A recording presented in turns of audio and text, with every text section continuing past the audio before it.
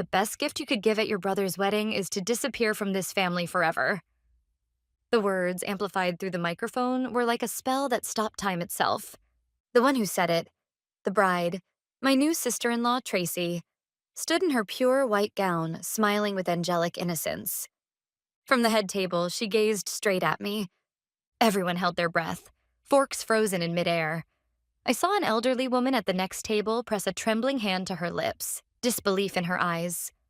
But the silence that followed wasn't broken by gasps of sympathy or murmurs of outrage. It was broken by laughter. My mother, Hillary, was shaking with laughter as if she were watching the finest comedy. Then my father, Dan, joined in with a low chuckle, and finally, my brother, the groom, Aaron, let out a crude, celebratory whistle. It wasn't spontaneous. It was perfectly timed, as if they'd rehearsed it. A cruel little symphony of three.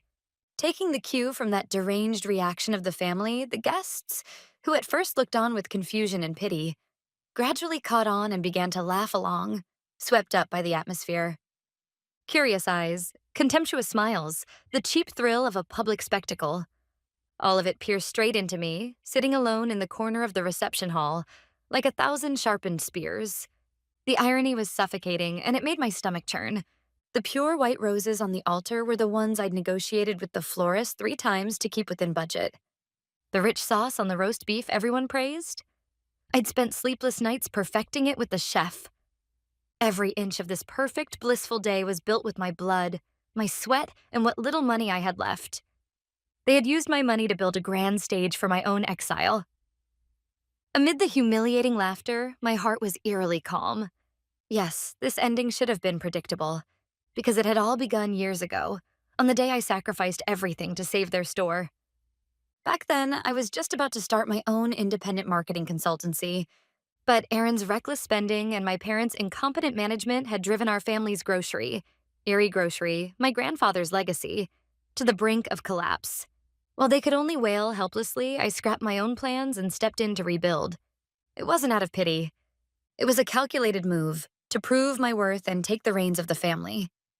I resurrected that dying store with modern marketing strategies, refining the target demographic, leveraging social media, and pushing sales to record highs.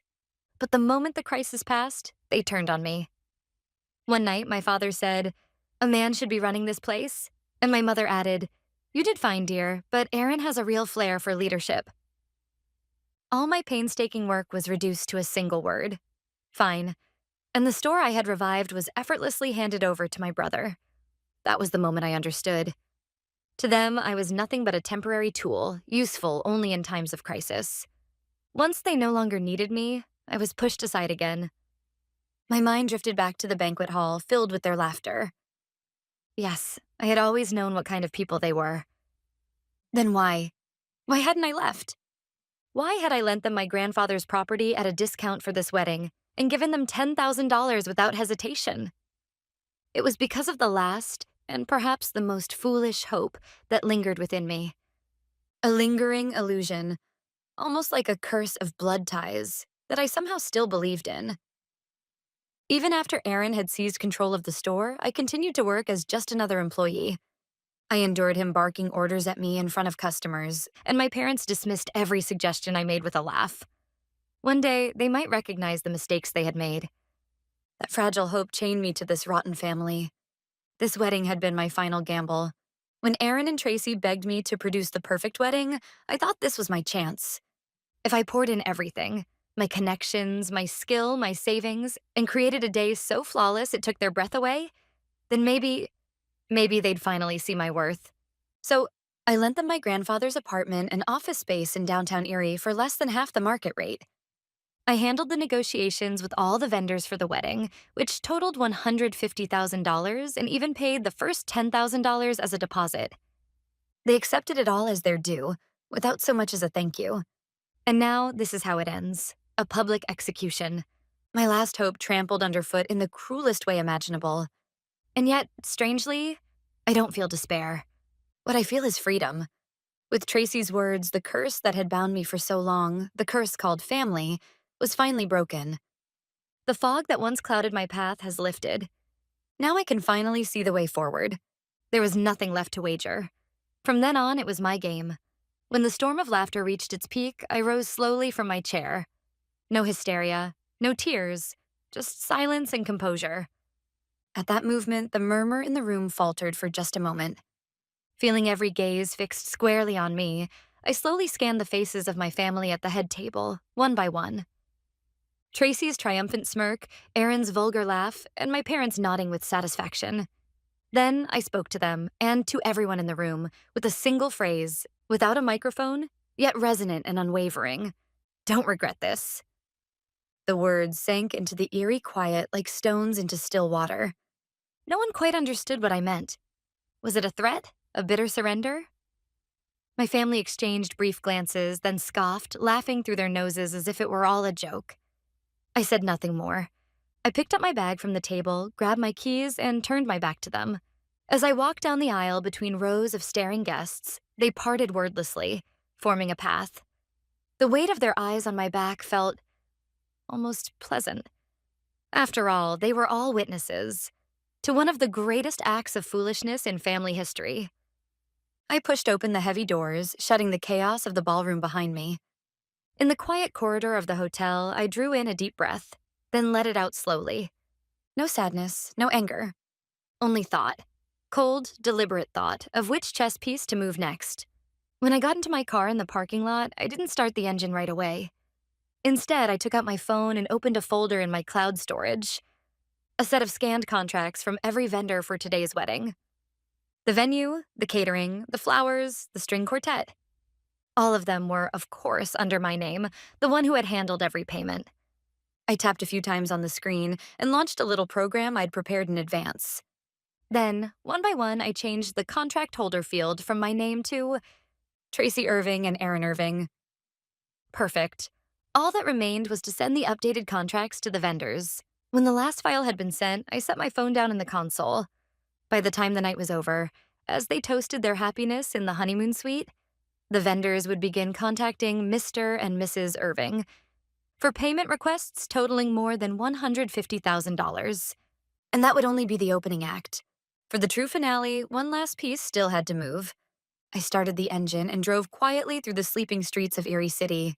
My destination, an old brick building downtown, a law office whose lights I knew would still be on. Chris Harrison, attorney at law. He was the one who would make my next move, and this entire game of retribution legally flawless. Chris was a seasoned lawyer who had once helped me when I was still drafting my own business plan, back before I sacrificed everything for my family. He had always believed in my talent, and he had been genuinely disappointed when I gave up my dream for their sake. If anyone could understand me now, it was him. I knocked on the heavy office door. From inside came his calm, familiar voice. "It's open." Inside, Chris sat surrounded by stacks of papers, lit only by the glow of his desk lamp. When he looked up and saw me, surprise flickered across his face. "Sarah, what brings you here at this hour? Isn't it your brother's—" He stopped mid-sentence, reading my expression. Understanding dawned in his eyes. It seems something serious has happened. He rose from his chair, gestured toward the visitor's sofa, and poured me a cup of coffee. Holding the warm mug between my hands, I told him everything. The public humiliation at the reception. The betrayal that had begun years ago with the family business. And finally, what I had just done with the wedding contracts. When I finished, Chris didn't frown nor scold me. He simply nodded, quietly, firmly.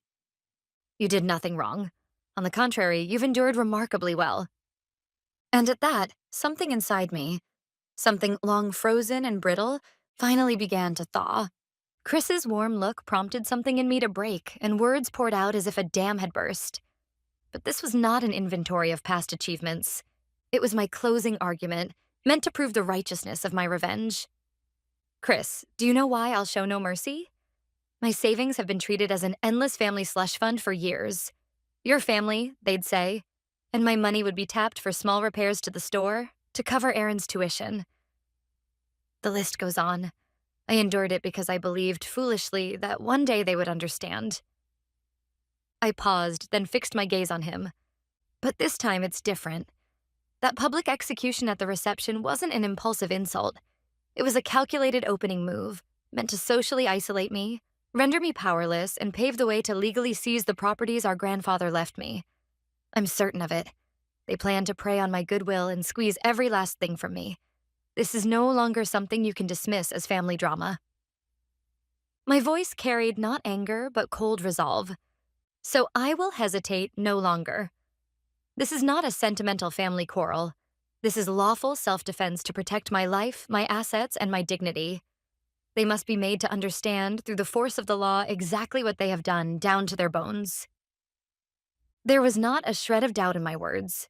Chris looked me straight in the eye and quietly, but with firm conviction, said, I understand, Sarah. Your resolve is clear. This is a fight for justice. Now let's map out a concrete plan of attack. His words rang like a powerful gong announcing the start of my campaign of retribution. He took a sip of his freshly poured coffee, returned to his desk, and pulled out a file. It was a copy of the deed paperwork from when I had inherited the properties from our grandfather years ago. He had always known everything, both as our family's longtime legal advisor and as my trusted confidant. That move with the contract transfers was brilliant, Chris said, but they're likely to refuse to pay and try to pin the liability on you. So our next move is to cut off their financial foundation entirely. I immediately knew what he meant by foundation. The properties my grandfather had left to me? Several buildings scattered across the city of Erie. Among them, the apartment where Aaron and Tracy were living as newlyweds, and the combined storefront and office space of Erie Grocery, where my brother played at being a businessman. Both, of course, legally belonged to me. Until now, you've leased those places to them for less than half the market rate. In legal terms, that's almost a form of gift, but... A glint flashed behind his glasses. There's no reason for that goodwill to continue. Let's check the contracts. I'm fairly sure we included clauses about rent adjustment and termination. I nodded. Chris had drafted those contracts himself, and every possible contingency had been accounted for. Termination is allowed with 30 days' notice, and in cases of non-payment, immediate termination is possible. Exactly, Chris nodded. So, first, we terminate both leases effective today. The grounds. The complete destruction of trust, caused by their public defamation of you. That's a legally valid reason. At the same time, we'll demand the difference between the reduced rent and the market value, retroactively. And he pointed to another folder. The store renovation costs. You covered $50,000 out of your own pocket, and they've never repaid it. We'll claim that too. It'll be a tough case, but if we can show their malice, the court may well rule in your favor. A $150,000 wedding bill, an eviction from both their home and workplace, years of unpaid rent differences, and the outstanding renovation debt. Together, it was a flawless checkmate, enough to end their comfortable little world completely. I met Chris's gaze and spoke quietly, but with absolute clarity. Please teach them what the law really means. A few days later, I was still staying at a hotel in downtown Erie, waiting patiently for the pieces on the chessboard to fall into place. Then my phone buzzed softly on the nightstand. The first report came, ironically enough, from Tracy's cousin, who had attended the wedding as one of her guests. She had always been my friend long before Tracy entered our lives, and she'd never been fond of the Irving family's greed. Outraged by what had happened at the reception, she'd decided to stay close and observe their after-party, sending me live updates as the night unfolded. Her text messages read like scenes from a bad comedy movie. According to her report, the family had been discussing, champagne in hand, how to divide the fortune they expected to inherit after driving me out. Apparently, they truly thought that by cutting ties with me, my grandfather's inheritance would automatically fall into their hands. Their stupidity was almost impressive. Then the moment of truth arrived. The catering company just called Aaron, demanding $70,000. His face went white. One message after another arrived from my friend. Now Tracy's phone is ringing. The florist, $30,000. She's screaming. I never agreed to this. Oh my God, this is priceless. Now the band and the venue are calling too. Aaron's shouting into the phone. What do you mean the contracts are in our names? Total chaos here. My friend's play-by-play read like a live sports broadcast. They were trying to call me, of course, desperately, but I had no intention of answering. $150,000 in total. I imagined the chaos unfolding beyond her messages. The shouting, the panic, the disbelief. And quietly, with deliberate calm, I moved my queen forward one square on the chessboard.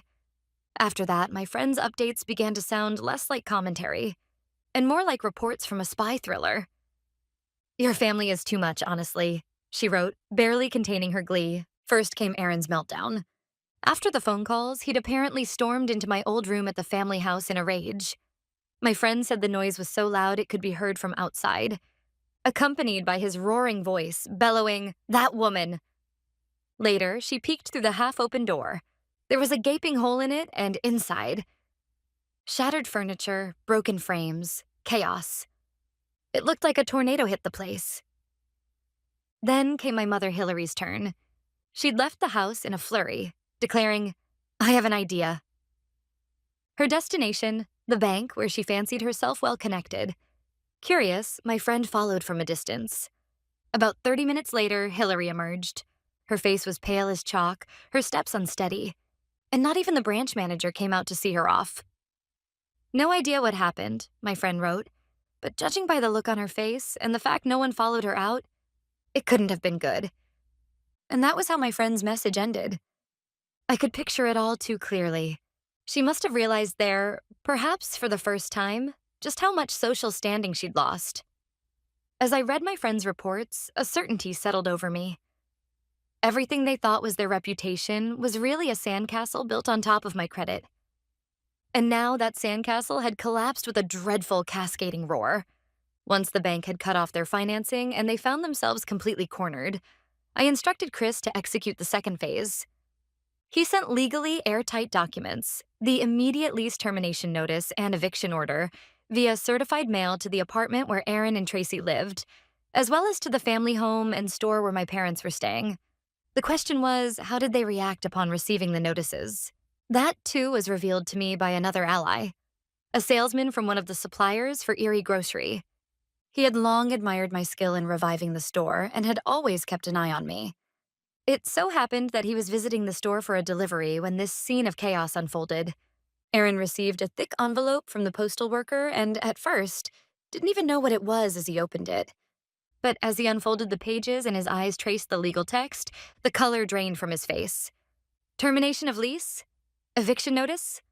What the hell is this? At his scream, my parents came rushing out from the backyard.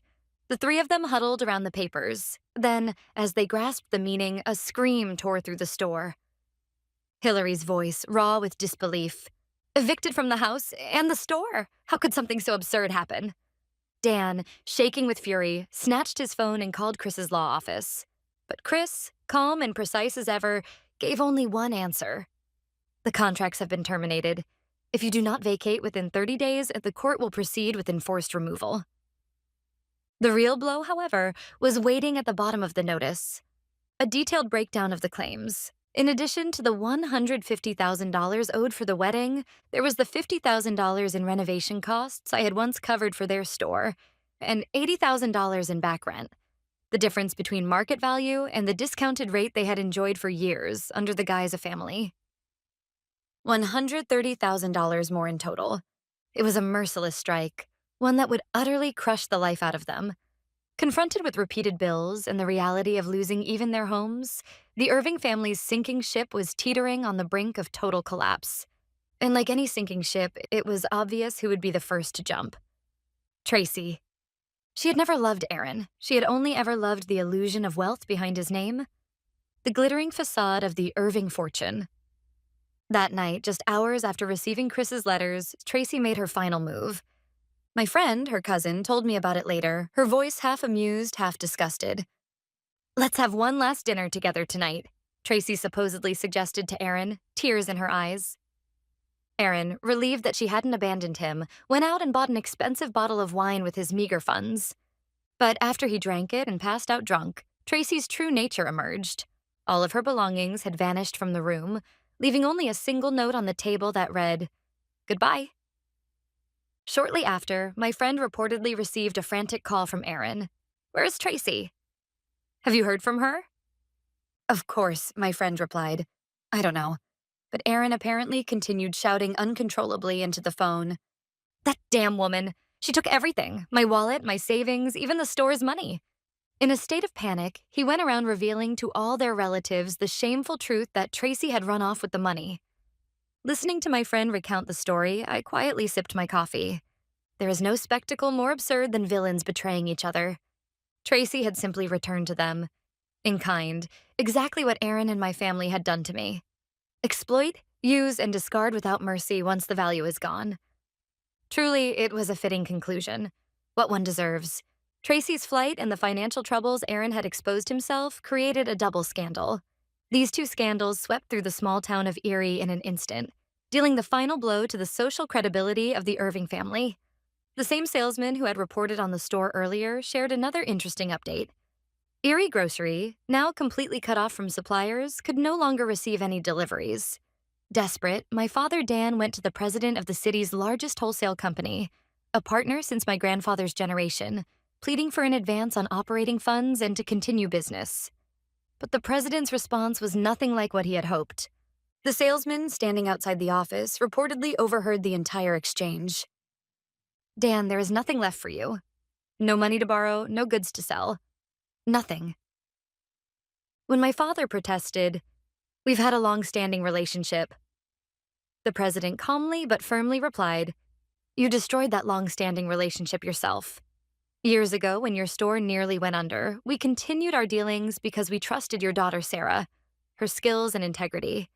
She faced each of us, presented concrete recovery plans, and kept her promises. You betrayed such a person. Do you think we can trust you now?" Then, in front of my father, the president tore up the long-standing contract with a loud ripping sound. My father could only leave the office in defeat. They had mistaken all the networks and trust I had built as theirs to take. And now, having lost everything, they were forced to face the brutal reality of complete isolation. A month had passed since the wedding fiasco. During that time, I stayed in a hotel in Erie, quietly coordinating with Chris. Finally, I received the news that all legal measures were complete. I turned on my phone for the first time in a month. The screen lit up and a flood of notifications poured in. 6 missed calls. I put on my headphones and, one by one, listened to them with the calm detachment of a judge reading a verdict. The first was from Aaron, his voice frail and lacking confidence. "Sarah, please, answer the phone. Why did you do this? We're finished." Next was my mother, Hillary, hysterically screaming, "Sarah, because of you, we've lost everything. Come back and fix this immediately." My father, Dan's deep voice threatened, "You ungrateful girl. If you don't drop all claims, you'll pay for it." The fourth was from Tracy, who had supposedly fled. "Please, Sarah, forgive me. I was forced to give that speech by Aaron and your parents. I'm not to blame." Her transparent lies and self-preservation made my skin crawl. The fifth was from the lawyer they had hastily hired, exhausted from a hopeless defense. "Sarah Irving, I am the representative of the Irving family. Is there any way we can explore a settlement?" Finally, the sixth was again from Aaron, his voice now utterly hopeless, lifeless. "Sarah, now I understand what you meant when you said, 'Don't regret it.'" Having listened to all the messages, I deleted every piece of data without emotion. They had been completely ruined by the wedding invoices, eviction notices, and retroactive rent claims. There was nothing more I could do. Their fate was theirs to choose. Having erased all the messages, I headed to the airport. I had a one-way ticket to Asheville, North Carolina. I entrusted Chris with selling and managing the remaining properties in Erie. The proceeds would be the foundation for my new life. As the plane lifted, the city of Erie shrank below me, and I quietly reflected on the past month. They had underestimated me. They had believed I would silently forgive, remain exploited, and be a convenient tool. But the person they discarded was not a fragile eldest daughter. They had cut off the only lifeline they had depended on. Because my parents had guaranteed Aaron's debts, they were forced to sell the family home. Tracy had abandoned Aaron early on and disappeared. And Aaron remained, burdened by massive debt, abandoned even by his parents. Their future lives no longer concerned me. Eventually, the plane landed at Asheville Airport, surrounded by the Green Mountains. Here, I would take a dream I had once abandoned and realize it for myself alone. I would never look back. With determined steps, I walked toward the arrival gate, facing a new life. Years later, in Asheville, in a sunlit office overlooking the Blue Ridge Mountains, I reviewed the final design for my company logo. Years after that cursed wedding, I had established a marketing consulting firm specializing in regional revitalization, earning the trust of many clients. I no longer cared about the Irving family. According to Chris's final report, my brother had declared bankruptcy, whereabouts unknown. My parents lived in a small apartment, constantly bickering. Their story had ended exactly as they had chosen.